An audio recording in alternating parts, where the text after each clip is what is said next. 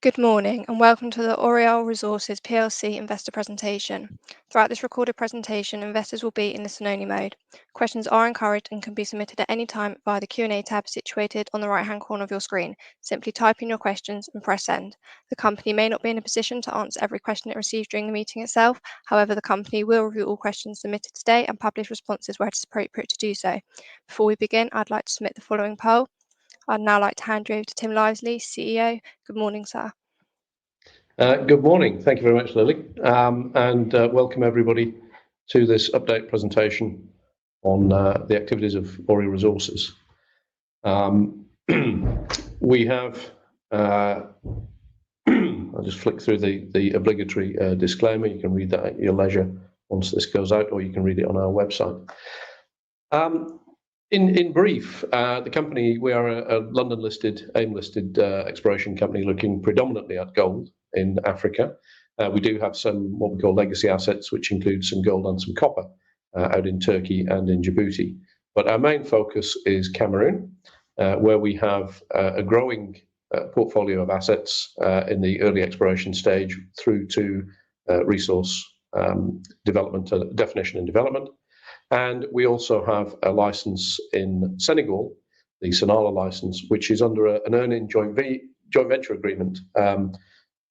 Initially was with IAMGOLD, and at the end of 2022, they announced that they were selling on their position to Manajan, a Moroccan-based mining company, which is focused mainly predominantly in Africa. Our idea is to unlock shareholder value by identifying new targets, new areas, new districts in areas that previously been overlooked, and this is where our focus on Cameroon has come from. We're a very ethically focused group. We're a small company, but we do address a select number of the Sustainable Development Goals which are relevant to our stage of exploration, summarised on this slide. Primarily, good governance and good sustainable exploration programs work best by really coordinating efforts with the local community, local partners, local government. And we've done this successfully and extensively in all of our programs. And currently, some of the images on here are some of our engagement with a combination of undergraduates and graduates from Ngouwenderi, the university closest to our central license package, where we have recruited several geologists from there, and also offered opportunities for undergraduates to get field experience. So let's focus on Cameroon. This image really identifies quite a dense network of infrastructure, power and main road network, and also quite a good density, or quite a good coverage rather, of internal domestic airports. Our main base is down at Yaoundé, and we have bases at Ngouwenderi near the CLP in the centre of the central license block here, and up at Bibemi near the Garoua airport and the town of Garoua further north in the country. We're predominantly focused on the mobile belt between the Congo and West African cratons, and we have a 90% interest in 11 licenses over the central portion, and then the licenses at Bibemi and Wapuzi in the north. We have really identified, after extensive work back in 2019, the opportunity in Cameroon, which has itself undergone a real renaissance in exploration and mining in the last 8 to 10 years or so, on the back of some World Bank investment, where the Cameroonian Ministry of Mines has developed a prospectivity analysis of the entire country, remapping it, updating the mining code, updating the licensing structure, putting all the licensing system onto a web-based cadastre, which is accessible to anybody.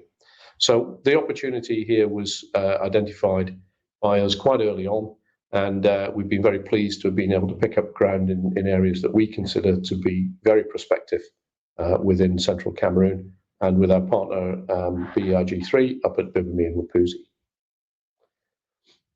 We've had great success in the last couple of years, despite the delays forced upon everybody in the industry because of the pandemic. we were able to carry out a drilling program on the BAKASSI project in the north of the country. And we actually announced Cameroon's first ever JORC compliant gold resource on this project at the end of 2022, where we had 305,000 ounces grading 2.19, nearly 2.2 grams gold, very high grades for typical open pit targets in these kind of terrains, and an additional around about 140,000 ounces in exploration target level at between sort of 1 and 2 grams a ton. So this is the first JORC compliant resource in Cameroon, and the first for our company since the new management and board took over back in 2018. In addition to BAKASSI and the resource, which, as I'll go on to show, has much opportunity to grow, we also identified a number of gold targets within what we call the Eastern CLP, or the Eastern Central License Package. And this includes the longest anomaly, 12.5 kilometers on the Bay license, which has returned rock chips up to 134 grams a ton, but also a number of other targets along what we see as a corridor of mineralization in what we are calling a new gold district. And I'll come on to why we think that in a slide or two's time. In Sonala in Senegal, we've also had the results back from IAMGOLD's 2022 10,000 meter auger drilling program, which has continued to highlight the opportunity of targets around the Faure prospect in the north of our license, where we already have a maiden initial resource, which is again ripe for development. Now, in amongst all this gold, we also have identified anomalism in lithium in a couple of our licenses in the Eastern CLP, and we identified it in one license, and we've applied and been granted a second license contiguous with that package. So we don't quite know what the potential is for lithium, but don't look a gift horse in the mouth. And when you see anomalism like this coming out of your multi-element analyses, well worth spending a little bit of effort chasing up on them. So we'll start with BAKASSI, which is our most advanced project. Excuse me. There's a timeline on here which really focuses on the drill program. We took from mobilization of the rig to site to completion of this initial maiden JORC resource was a period of, I think, 19 months. And it really shows how aggressively we push our programs and how systematically we carry them out. We broke the drilling down into 4 phases. In each phase, going from prospect level drilling, where we identified the 4 prospects marked on the map here: BAKASSI Zone 1, BAKASSI Zone 2, Lower West and Lower East as potential targets. From initial drill testing on those, we then went through more definitive sort of resource drilling or heading towards resource drilling on the BAKASSI Zone 1 target. And there is follow-up drilling to come on these targets to expand what we have at BAKASSI, BAKASSI Zone 1, and to assess the opportunity for the other 3 prospects to give us the potential for a small operation, perhaps 1 to 1.5 million ounces from multiple pits with a centralized processing facility. Now, we are looking at a couple of kilometers between each of these prospects. So geographically, very much an easy sort of opportunity to develop this into a resource, into a mine rather, should the resource continue to grow. Just looking in a bit more detail at the BAKASSI Zone 1 JORC resource, you can see in the bottom left image here pit shells on the grade shells, essentially 2 pits here. These are both open at depth, and the system is open along to the northeast. Very easy to transfer, or to grow this resource by simply doing more infill drilling. The limitations on this model were lack of drilling, not the fact that we'd necessarily missed mineralization. So a little bit of drilling would quite easily translate into more resources, we feel, on both of these pits and along strike to the northeast. And then, as I said, we have the opportunity to chase similar targets on the other 3 prospects in this area. Excuse me. So the key things here, we are seeing grade in the other 3 prospect areas. The last phase of drilling we did, phase 4, actually delivered 3 meters at over 12 grams at Lawa East. We've got targets drilled up at BAKASSI Zone 1 and down at Lawa West. The drill target's being put together now over the summer. We're just completing an infill and extension ground geophysical program in that area. And we do this with our own teams, and then we hand the interpretation over to a group in Australia. The concept here at Bibemi is to be ready in the next dry season, in the next field season, be ready to have walk-up drill targets to expand the resource we already have, and to test and hopefully identify and develop new resources on those other 3 prospect areas. Now, if we look at the central license package, the map here shows licenses in different colours, and the Western licenses in blue, what we call the Eastern CLP in red, and then we've got Gambuku and Maboon, which are in purple. Gambuku, bottom right of the image, was added for lithium during 2022, and Maboon is an extensional license to the east and north, between our licensed boundary of Mbe and what is a licensed forest reserve northeast along the strike. So obviously an area that we can't and don't wish to operate in.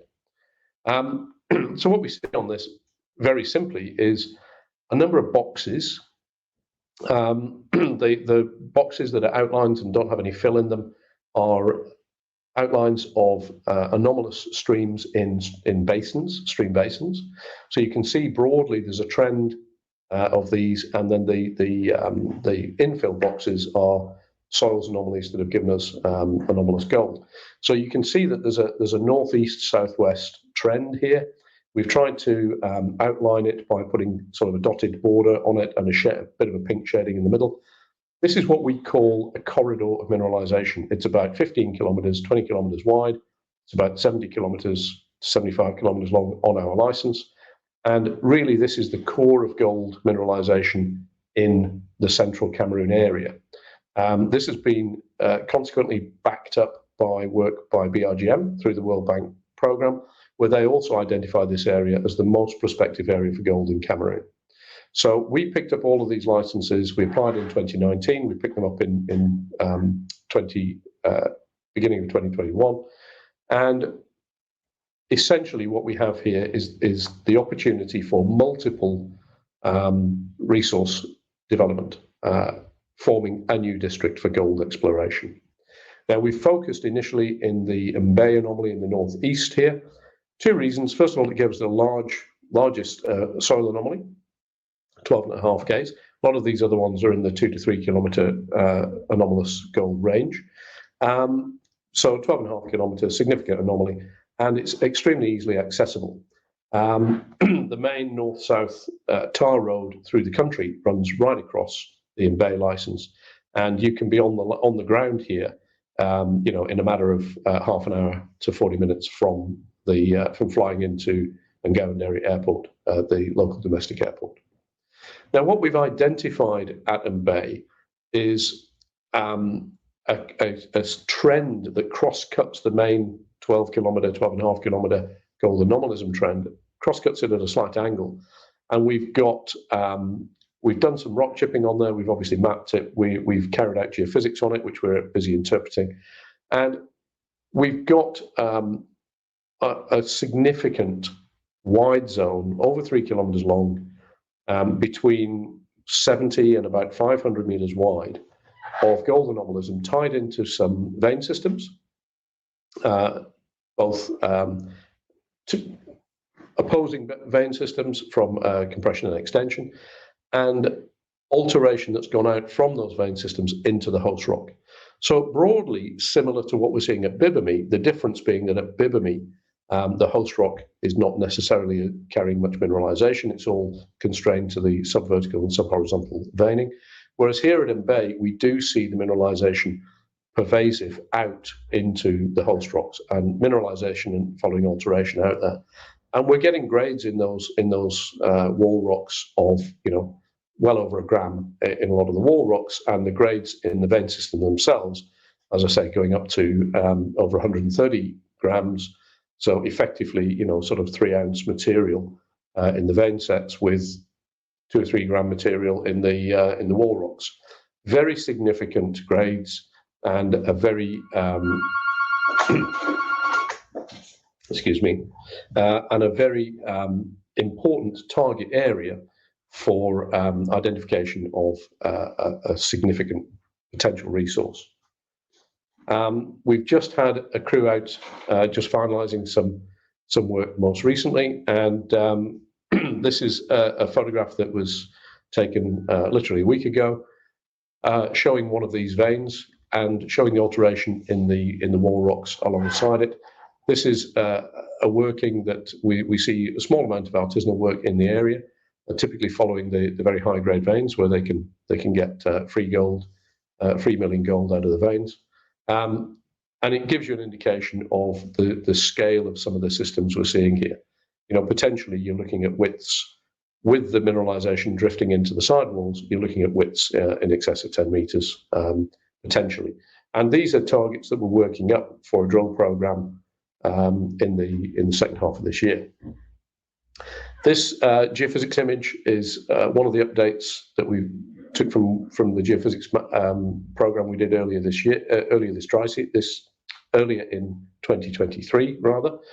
And we've identified we've now got these licenses up to a stage where we've identified groups willing to do some project level funding on these licensed targets. Now, the lithium that I mentioned earlier on, you know, we came across some lithium anomalism in our sampling programs when we were doing the regional scale work, and we've been following up on that. We also took on the Gambuku license, this new license to the southeast of the Eastern CLP, primarily because it has some significant target areas in there that could also be hosting lithium mineralization, hard rock lithium. We've got a bunch of samples taken on this already in process. We're doing some petrography on these. The key thing with hard rock lithium is understanding not only the volume and what's there, but understanding where the lithium is, how it's hosted, the mineralization of the actual lithium itself, because that obviously dictates how easy it is to process and extract. So we're busy working on that. We have ongoing discussions with several groups that are interested in lithium in Cameroon, and specifically in these targets that we've identified up in the central license package. Now, I'm going to hand over to Bob to run through some of the financial highlights of 2022, and then we'll do a wrap up at the end. Okay, thank you, Tim.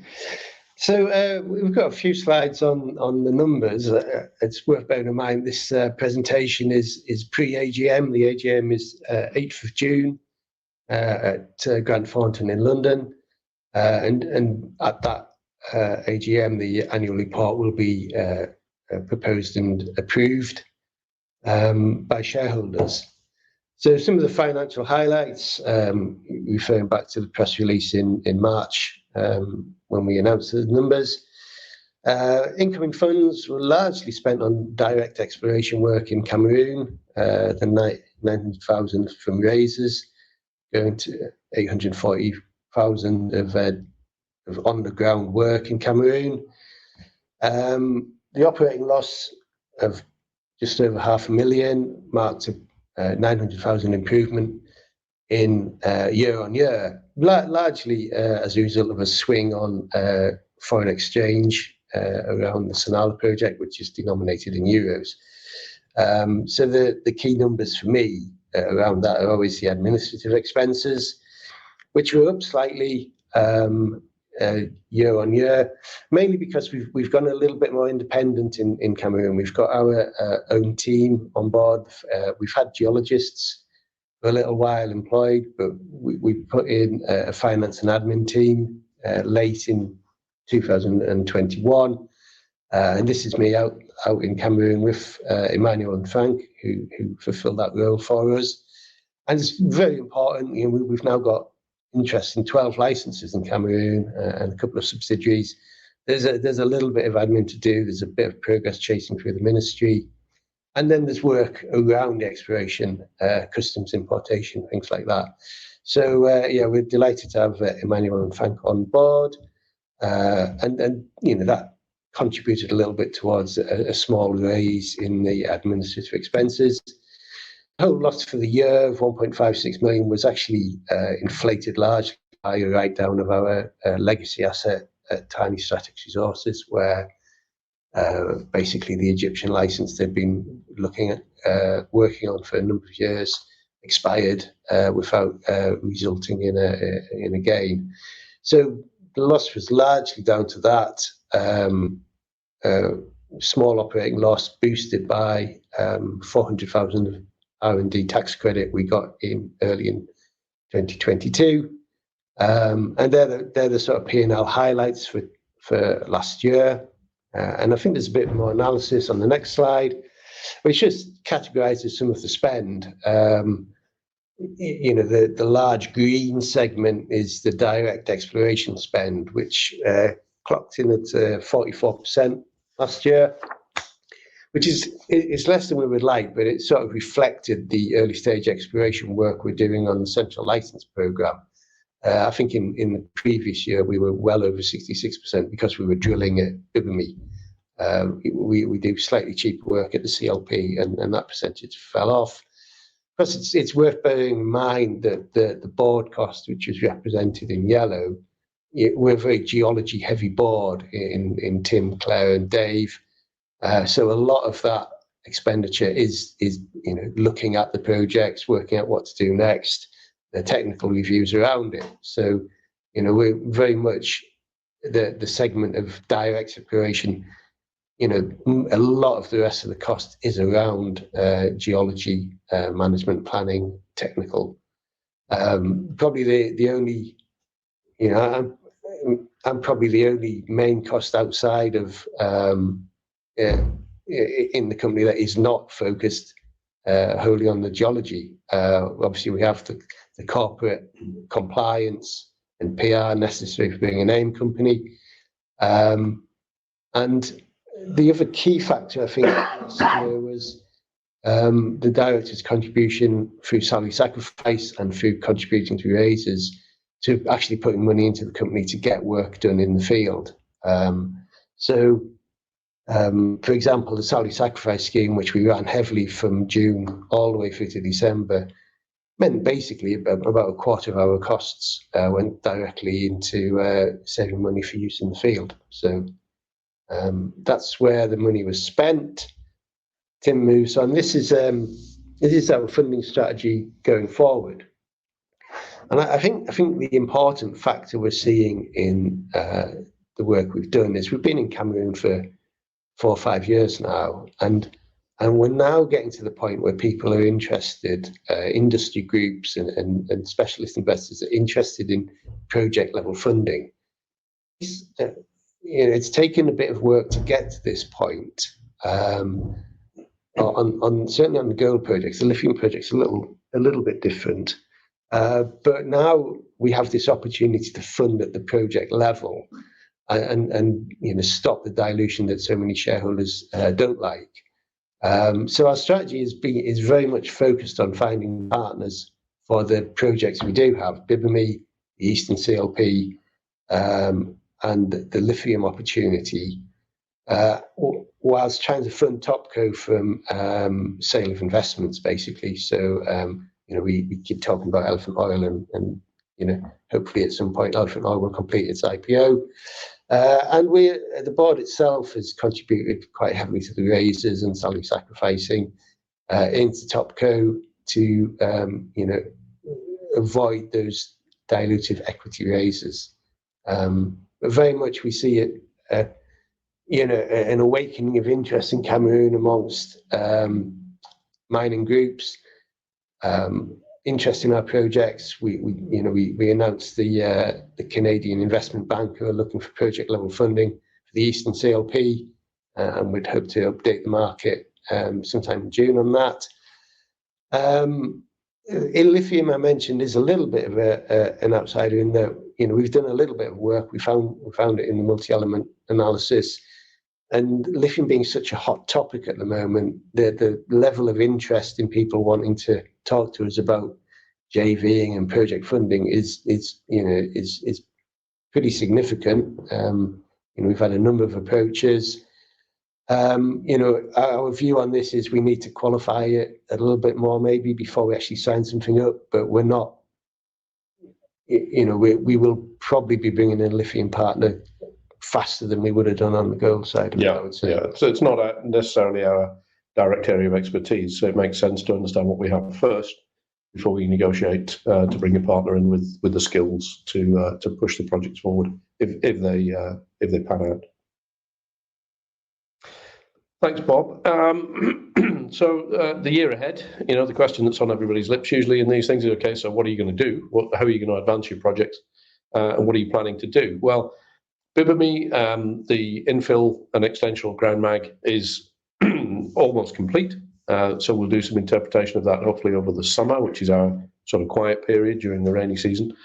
And we'll be using that data to compare with our existing information, our mapping, our drilling, our trenching, to put together a series of drill-ready targets for, first of all, for extension of the existing resource at Bakassi Zone 1, and then also to test those other 3 prospects, Bakassi Zone 2, Lower West and Lower East, to test them and see whether any or perhaps all of them have the potential to add ounces to a small multi-pit mine operation in that area, open pit mine operation in that area.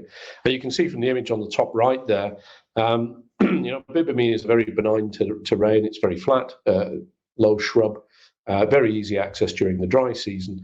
And looking at the spread of potential targets, 2 to 3 kilometers apart, it's very easy to get your mind around the idea of 3, 4, 5 open pits of various sizes in operation, feeding into a central processing plant for a million and a half perhaps ounce project.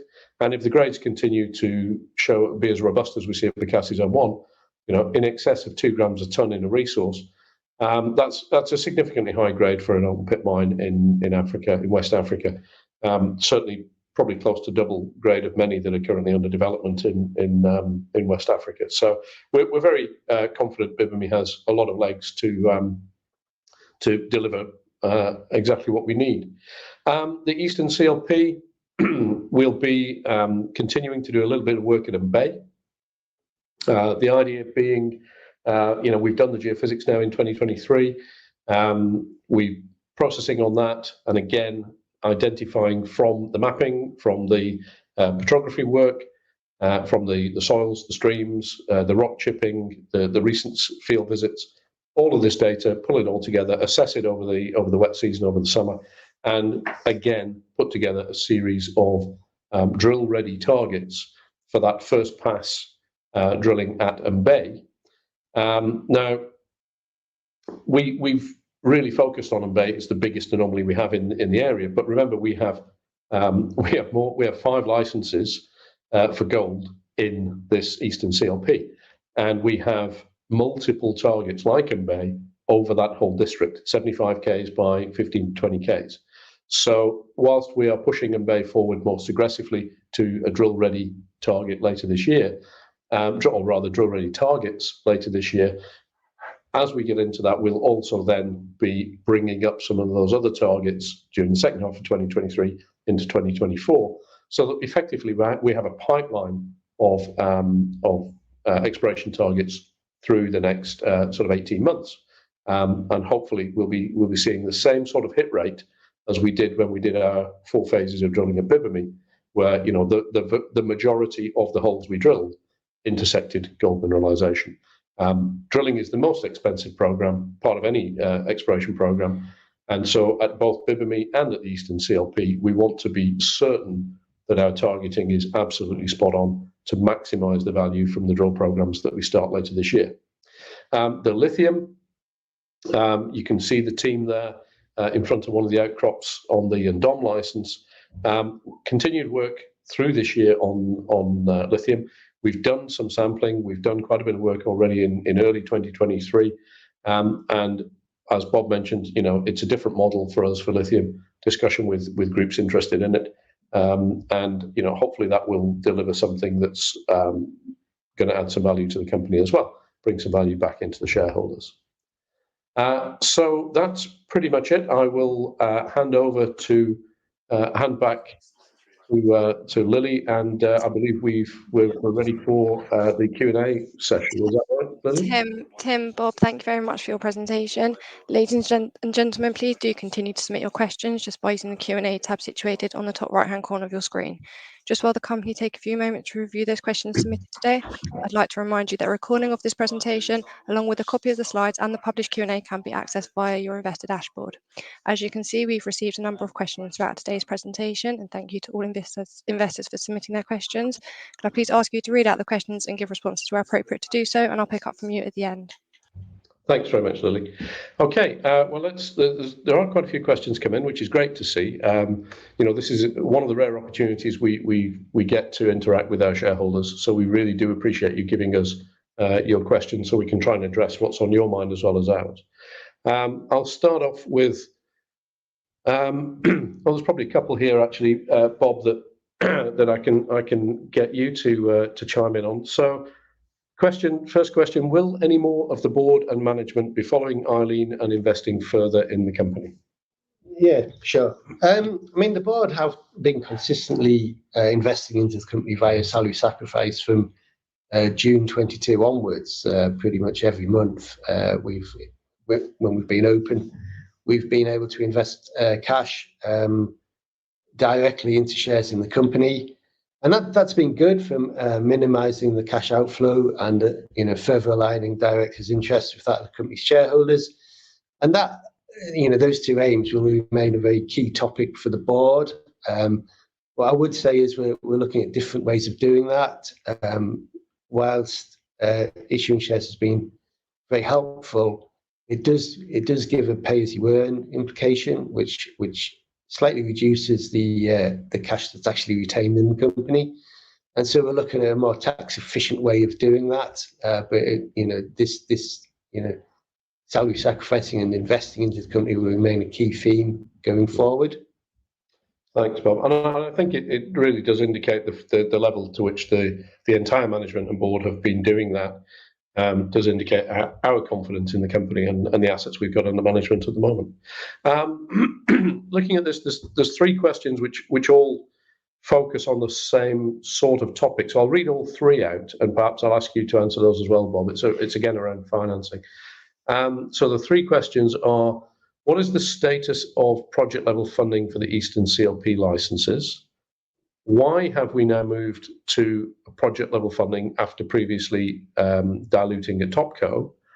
And how will project level funding benefit the shareholders? Okay, I'll jump into them. The very specific one at the start, the project level funding for the Eastern CLP. The Canadian Investment Bank is continuing to work through its process. It's got an extensive underlying client base, and we'll be looking to update the market later this quarter on the results of that process. Why we've moved to project level funding after previously diluting at Topco, as I mentioned earlier, basically because it started to become available to us. Early stage exploration needs to advance the assets to a certain point before people will come in and project level fund. It varies on the asset, it varies on the jurisdiction, you can see that on the Eastern CLP where we've managed to get this Canadian Investment Bank to come in and have a look and then lead a fundraising charge on the Eastern CLP, which is actually less advanced than Bibemi.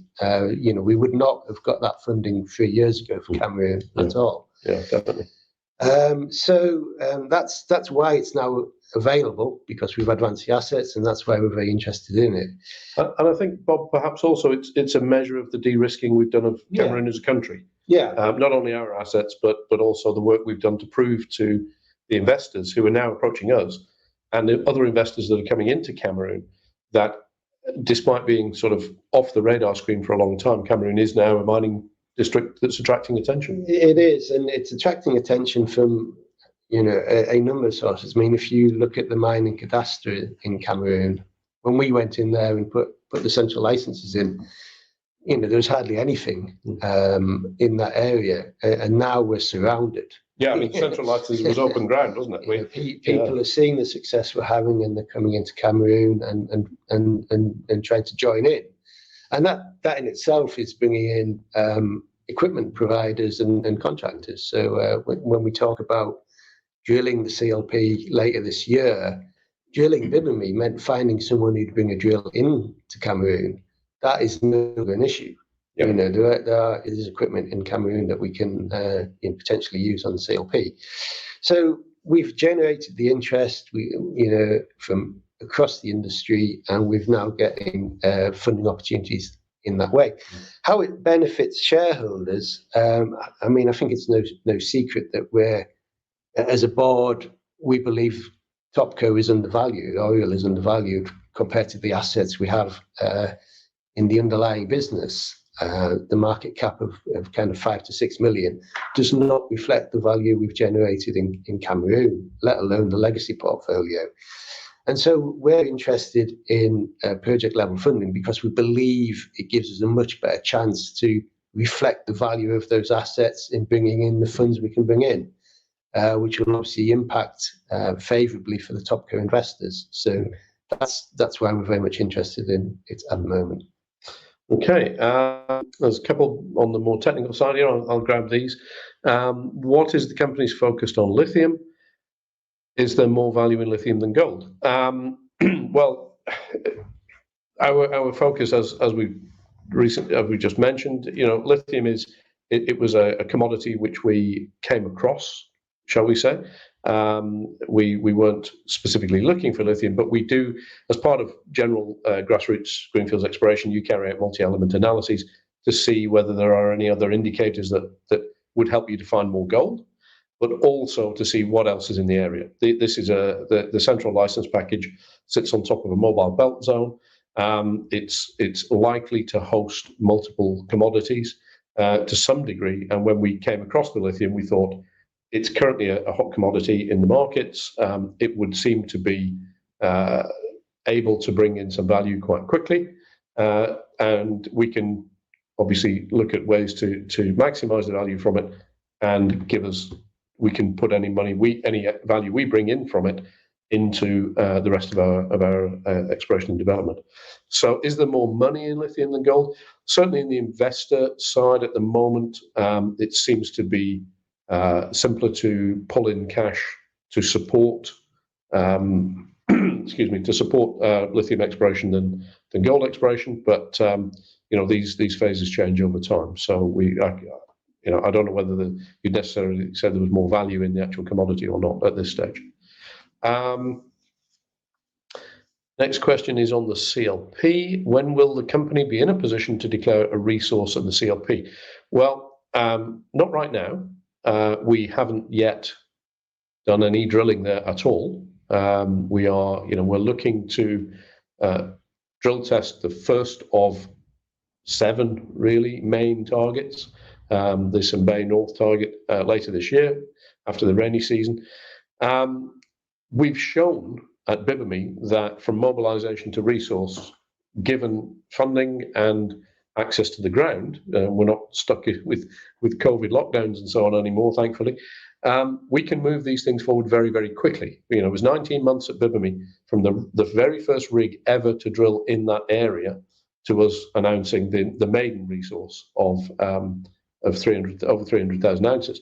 So we don't hang around when we have the opportunity to test these things, and the results indicate that we should do more work on them. So practically, if we had good funding and a fair following wind and a reasonable amount of success in our early phases of drilling, potentially we could be looking at a similar sort of time period, 18 to 24 months on that Mbe target. But remember, the Mbe target is one of a number of areas of significant gold in soils anomalism. So this is not the only thing for the CLP. It's one of multiple targets in this new district for new potential district for gold mining. Do we have any idea of scale on how the resource at Bibemi can be grown? Yeah, I mean, we immediately looking at BAKASSI Zone 1, we already know areas that we can drill to extend the two pits that have been identified already in the original resource, maiden resource, simply by doing infill drilling and extensional drilling next to fill in gaps where it was the reason the mineralization was closed off in the model was simply because there was not additional drilling beyond that boundary to stretch it out to. Not that there was no mineralization there, we just hadn't drilled it. We didn't have enough drill holes in the ground. So very, very quick to extend at Bibemi. And scale-wise, you know, I personally have the opinion that the BAKASSI Zone 1 targets could easily take us up to, we're already potentially sitting around about 500,000 ounces with the exploration target combined. You know, 600,000-700,000 ounces is, I think, well within our grasp at BAKASSI Zone 1 without too much work. And then the other three prospects are similarly mineralized. If they add in even just a couple of 100,000 ounces each, all of a sudden you're looking in excess of 1 million ounces at hopefully similar grades, you know, 2.2 grams. So I really think that the Bibemi project has really got strength to grow very quickly. Again, it's just a matter of putting the rig on the ground, putting holes into it. How sizable is the opportunity at CLP to create a new gold district? Again, you know, I think I've addressed that. We are very, very confident that the CLP is a new gold district. And remembering that our license holding here, I think the phrase that's been used before by ORIOLE is that it's the size of the ground package is like within the M25 ring road in London. It's the size of Greater London. The license package here is huge. And importantly, we have a corridor of mineralization, anomalism, identifying gold on the northern boundary of that corridor, on the southern boundary, and internal to it. So this is definitely what you know, the larger gold mining groups of the world look for in identifying new districts, is deep-seated structures like we have at the CLP, with evidence of multiple gold zones within that corridor of mineralization. So you know, we'll be working hard to do that. When will drilling begin at the CLP? Well, Bob's talked about the group looking to fund us on that. The reality is that we can't mobilize rigs over the wet season easily. CLP is a bit easier than others because the tar road drives right across, very close to the Bay target. But basically, once the money comes in, we start drilling. Most likely during second half of the year. The rainy season stops end of September, so I would imagine we'd be looking to get a rig up on site and getting a program running after that. Couple of other here. What conversations have you been having with development partners at Bibemi? We've had discussions, and we have ongoing discussions with groups that are, looking at Bibemi as we are, as potentially hosting a new mining development area. So that's all we can really say about that at the moment. As this is a new frontier, and considering the recent changes in government roles, are there any political barriers to entry for bigger players to JV with, and is there a smaller pool as a result? I assume this is referring to the sad passing of the minister back in January this year, Gabriel Ndoki, who was a great supporter of the project, and who, along with the rest of the team at the ministry, really worked hard to help us deliver for ORIOLE, but also for Cameroon. You know, we discussed with the ministry when we first came in, you know, back in 2018, 2019, we discussed that opening the doors to investment in a country like Cameroon that hadn't had a lot of recent history of mining. It's all about de-risking, and part of that de-risking is to show to the international community how companies such as ours can operate very simply, very easily, and with the cooperation and support of the ministry, can operate in the country to deliver exploration results. Now, I don't think anybody can criticise the results we've delivered over the last 4 years. We've consistently delivered on every single target that we've gone in on. And the ministry recognises that. We have an interim minister at the moment, and Callistus used to be the Secretary of State for Mining. Again, we have a really good relationship there, and he's also very supportive of what we're trying to do in Cameroon for ORIOLE, but also for Cameroon as a mining destination. Bigger players, we already see bigger players in Cameroon, not necessarily on the gold side, but Eramet, French industrials company, is in country and has been doing quite a lot of work there. Eramet has also interestingly applied for and been granted some gold licenses southwest of us along strike, but not in as prospective an area as we're in, we believe. I don't think it's necessarily a restriction. You know, we have ongoing discussions, as you can imagine. We have ongoing discussions with mid-tiers, majors, and also juniors looking to come into Cameroon. And it's all about de-risking. As the projects get to a certain stage, and as the country, confidence in the country gets to a certain stage, you see more and more and more people coming in. And I think we're really, you know, as Bob mentioned earlier on about the project financing, we're at that, we've hit the top of that curve now. We're starting to see the interest up. We're starting to see a lot of people interested in coming in for the opportunity that Cameroon offers. We try and pick up some of the questions that have come in while we've been talking. Yeah, sure. So we've got one in. Have you received any updates on the EIA approval in Turkey, which I'll take if you like? Yeah, please. I mean, this is referring to our interest in the Muradaya copper gold porphyry system in Turkey, which is a pretty significant system. You know, our royalty on it would be worth multi-millions. And it's been held up in EIA for quite some time. Now, it has actually, if you like, passed the EIA, but it's going through an appeals process.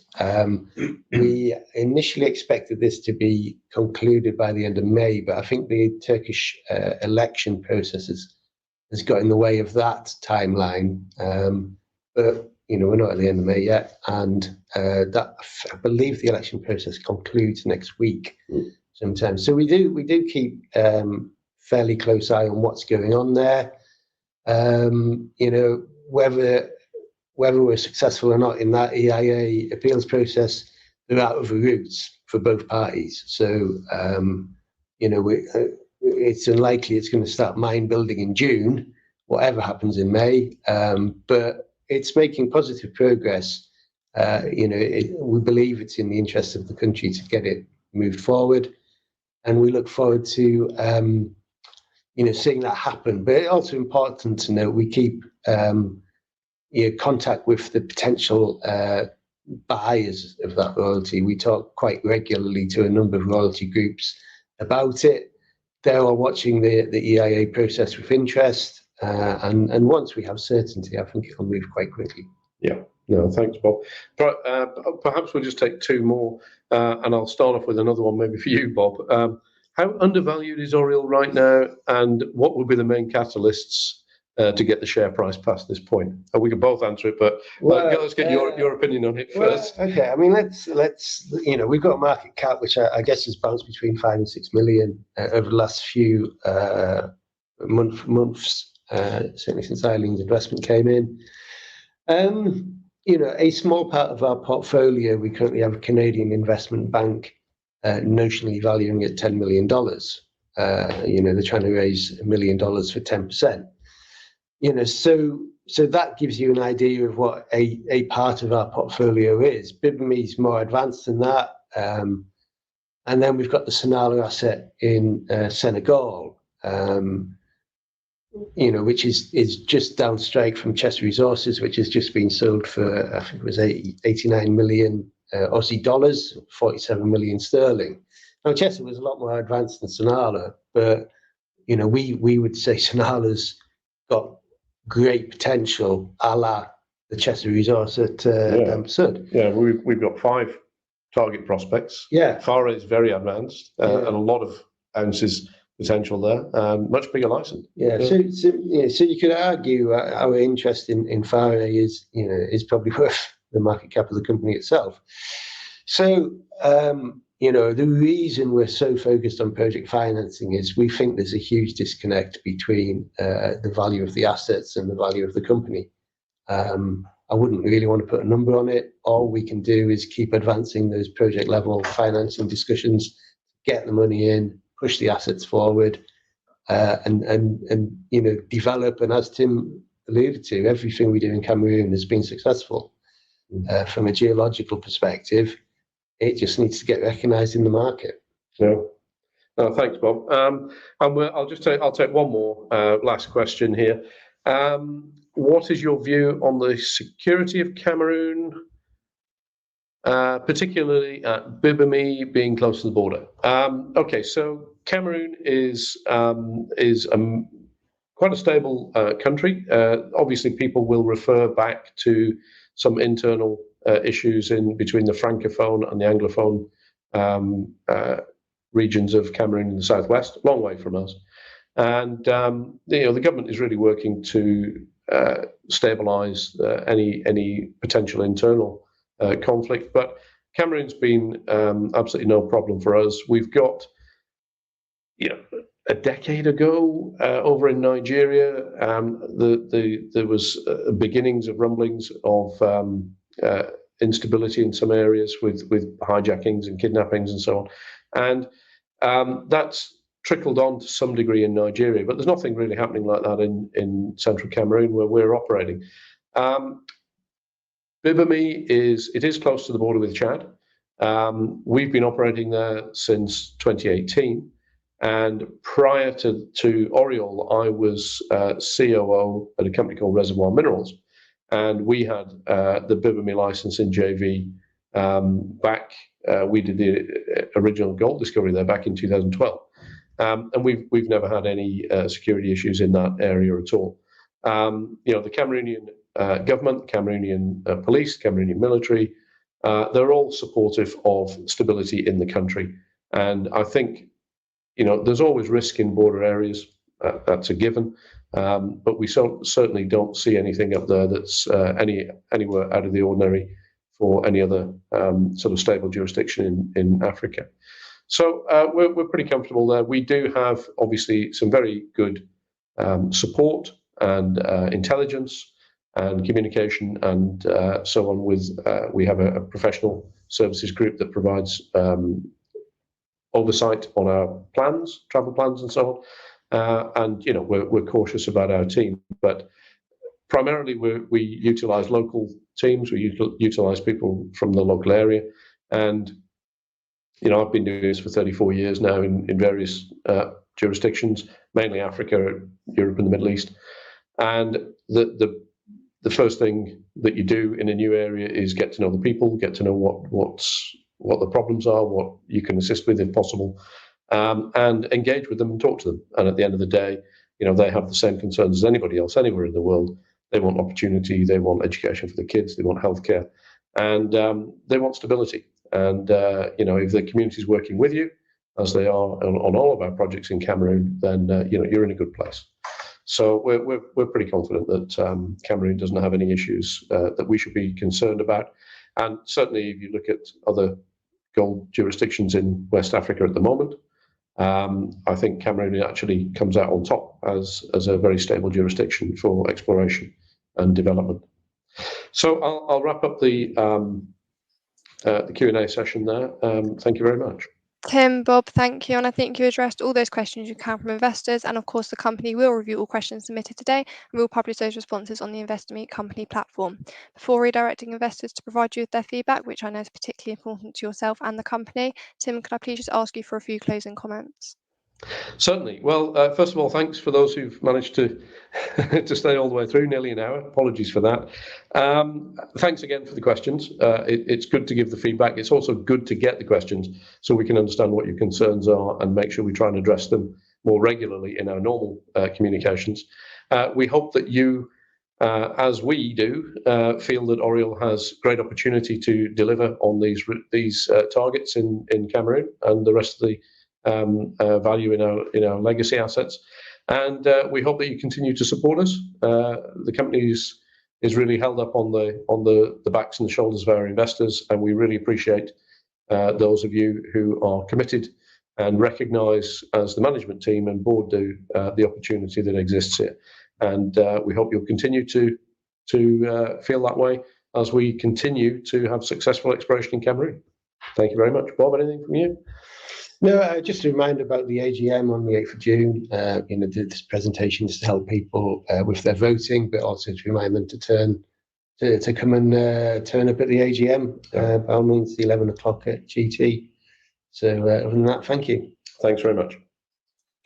Tim, Bob, thank you for updating investors today. Can I please ask investors not to close this session, as you'll now be automatically redirected to provide your feedback in order that the management team can better understand your views and expectations. This will only take a few moments to complete, and I'm sure will be greatly valued by the company.